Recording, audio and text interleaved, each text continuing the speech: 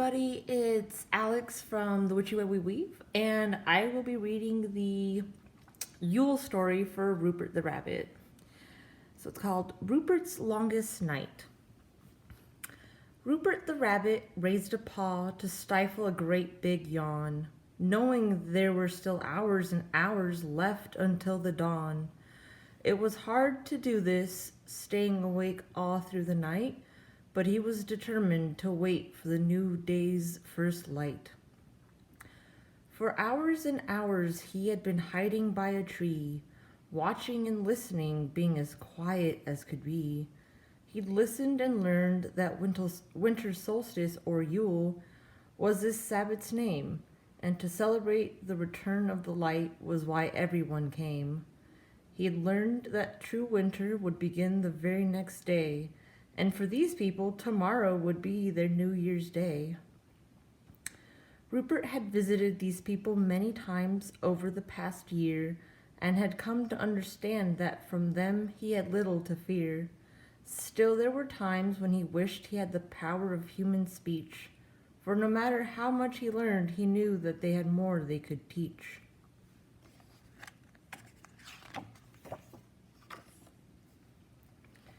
When he'd made his way earlier to this special place, in a thick grove of trees that was a kind of round space, he had looked for the young ones, all the girls and the boys.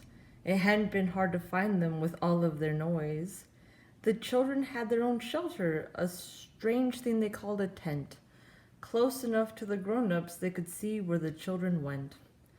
For hours the girls and boys had played and danced and raised their voices in song, but they were sitting quietly now in shadows that had grown dark and long. Around a small fire they had gathered all together, trying their best to keep warm in the cold, frosty weather. One boy said, "I wish we could make this fire really, really big."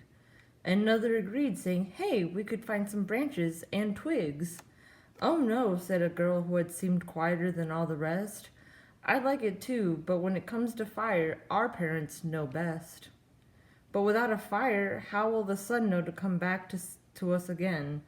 "Tell me that," said a girl all dressed in blue. "Will it come back at all? And when?" "Stacy, your mother's the high priestess," said Bob, a boy with a red hat. "Shouldn't you know about the seasons, the sun, the moon, and all of that?"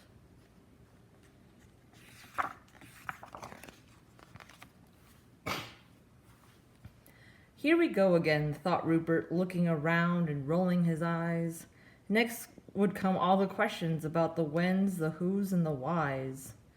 "If you will all be quiet and listen to what I have to say, then I'll tell you all I know about this night and the coming day. But you must remember that, like you, I'm still just a kid, and I don't know everything or what everybody did. Because I'm older than you doesn't mean I'm a crone and very wise. Sometimes you have to figure things out with your own heart, mind, and eyes. In fact, some of you might be a little surprised to find out that it's true. Some say Samhain is both the end of the year and the beginning too." "But what about the sun coming back?" the boy with the red hat wanted to know. "And what about winter and the light? And oh, can you tell us when it will snow?" Long ago, before we learned about planets, the sun, and the changing of the weather, on winter solstice, people would try to guide the sun by gathering all together. They would pile a lot of wood and light big fires to help make the sun strong.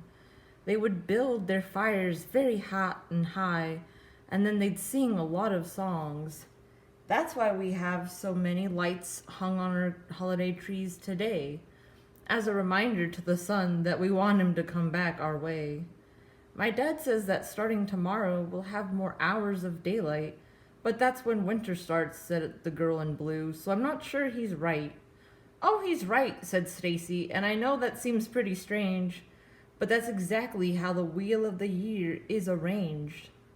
Just when it seems the weather is getting awfully cold, and that winter is just about to really take a hold, right then is when we always get a special reminder from above that God and Goddess fill our world with laughter, hope, and plenty of love. A boy with black gloves and confusion on his face raised his hand in the air. Go ahead, Nicholas, Stacy said, nodding. Ask your question if you dare. So even though we have long dark nights and cold short days, solstice reminds us warmer weather is on the way? Yes, Stacy said, with a smile on her face. You have it exactly right, but we still have some celebrating to do on this, the year's longest night. I have already told you about the lights we hang on the tree. What other decorations do we use? Can anyone tell me? Rupert smiled to himself, leaning closer and stretching out one long ear. He was eager to learn more about the Sabbath and the wheel of the year. The bright star, one boy called out, all the way at the very top of the tree. Mistletoe, said Emily with a green scarf, where my daddy kisses me. The garland and Yule log, and remember the wreath too. These were all things that to Rupert were quite strange and new. We'll start with the star, said Stacy, way at the top of the tree. Do any of you know what it is? Can anyone tell me? Nicholas raised his hand. Isn't it the pinnacle, all shiny and bright? Stacy nodded. It's for the 4 elements along with spirit. That's right.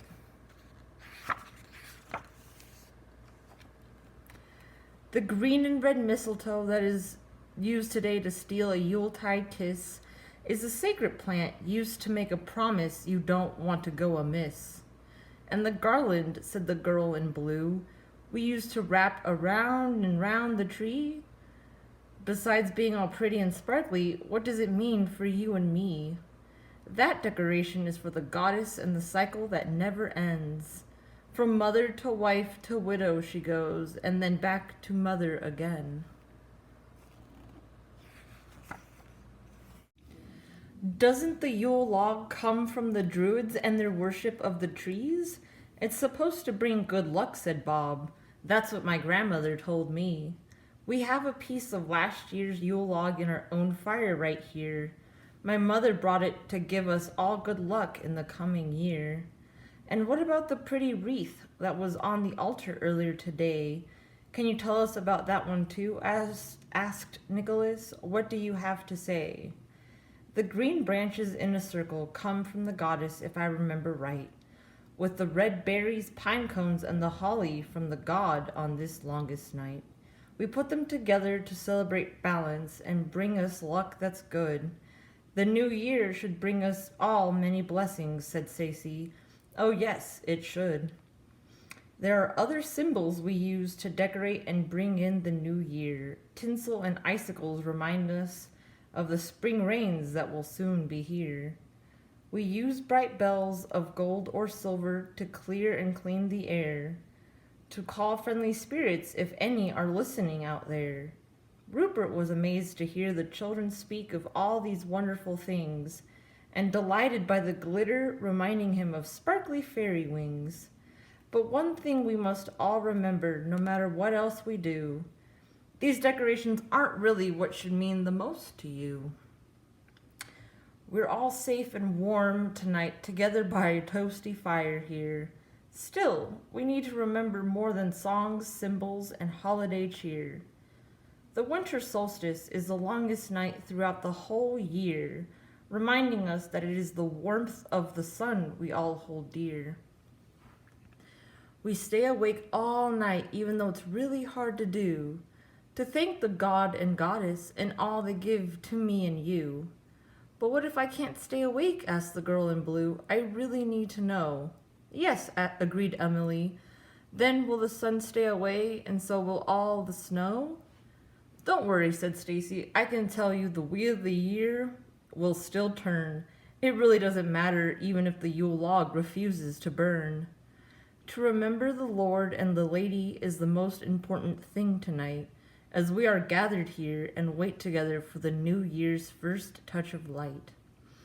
Rupert was happy to hear that falling asleep wasn't something to dread, because he'd already seen one of the children crawl off to his own bed.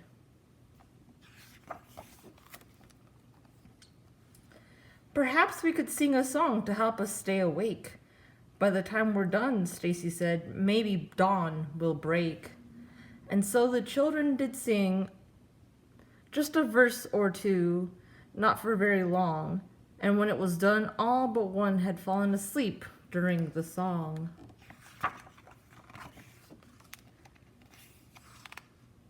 My mother said you might come, said Stacy, and that I should watch for you. Rupert was happy the girl had seen him and that she knew what to do.